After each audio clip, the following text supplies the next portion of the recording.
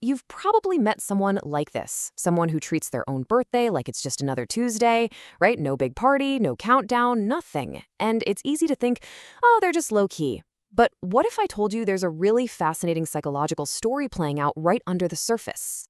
So you wish them a happy birthday, all excited, and they just hit you with that classic line, "Thanks, but it's just a normal day." It's such a simple phrase, but it kind of leaves you hanging, doesn't it? Makes you wonder what's really going on in their head. So is it just them being modest? Or is there something deeper, some hidden psychological reason they're dodging the spotlight? Well, in this explainer, we're going to crack that code. We're going to get into the fascinating truth.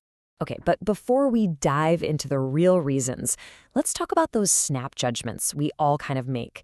Because when someone downplays their birthday, our brains, they tend to jump to some pretty unflattering conclusions. Yeah, we might label them as ungrateful, maybe a little antisocial, or, let's be honest, just plain boring. But what if those labels are completely off the mark? The real story is so much more interesting. So, what is the real story? We're about to peel back all the layers and get into the 5 surprising psychological reasons behind this whole thing. And trust me, you might want to get ready to have your assumptions challenged. All right, let's start with reason number 1. This is a big one, and it has everything to do with where they get their sense of self-worth. Think about it. A birthday can be a total social media storm of attention, right? But for some people, their self-worth isn't measured in likes and happy birthday posts. They have something psychologists call internal validation. And honestly, it's a game changer. Having internal validation is kind of like having a psychological superpower. It means your sense of who you are is solid, it's stable. You don't need a birthday cake or 100 notifications to feel valued because you already know your worth. Your self-esteem isn't this roller coaster that goes up and down with praise. It's a rock-solid foundation. Okay, let's move on to our second point. This one digs into the emotional side of all that birthday attention. Can you imagine being shoved into the spotlight when all you really want to do is blend in with the crowd?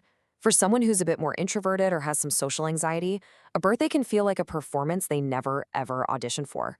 It's not that they're ungrateful, it's that their nervous system is basically screaming, "Whoa, this is way too much." It's like a huge sugar rush, followed by a massive crash.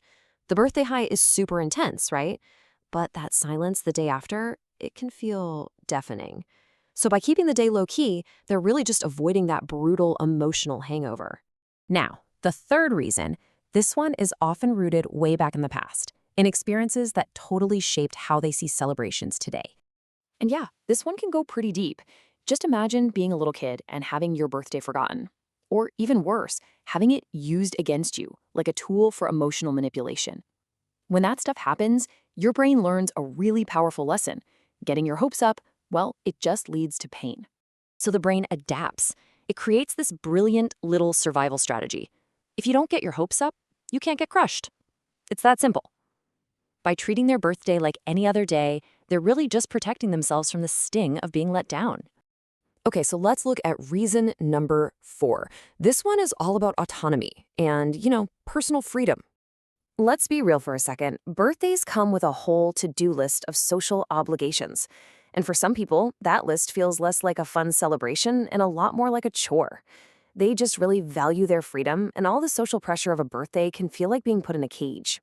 These invisible rules of a birthday can be completely exhausting. You have to reply to every single message. You have to seem overjoyed and incredibly grateful all day. You have to go out and do something special. By just opting out, they're not being rude. They're taking back control of their own time and their own energy. And that brings us right to our final point. And this one completely reframes the behavior. It's not about being antisocial. It's about being introspective. Some people celebrate with a bang, and others celebrate with a whisper. For the more introspective soul, a birthday isn't about the party. It's about the pause.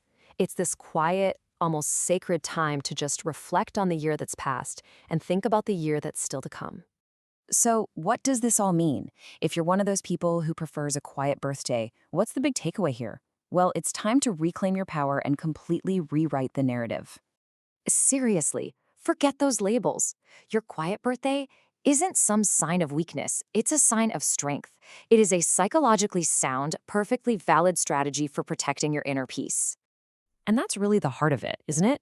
This isn't about a lack of joy or not being grateful. It's a choice, whether it's conscious or not, to preserve your peace, to maintain your autonomy, and to just stay true to that solid, internally validated sense of who you are.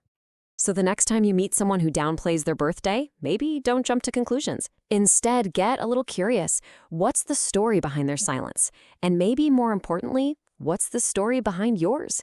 Because how we choose to celebrate or not celebrate says a whole lot about who we are.